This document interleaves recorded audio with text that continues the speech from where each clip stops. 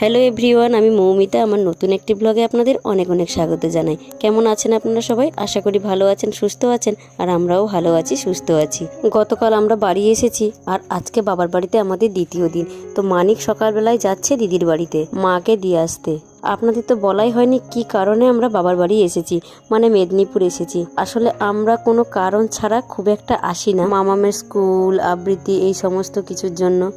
আমার দিদির বাড়ির আজ কালী পুজো, কার্তিক পুজো, যার জন্য আমরা গতকাল মেদিনীপুর এসেছি। আমরাও একটু বাদে যাব দিদির বাড়ি, তবে মাকে মানিক আগে দিয়ে আসবে আর আমরা দুপুরবেলা স্নান করে তারপর যাব।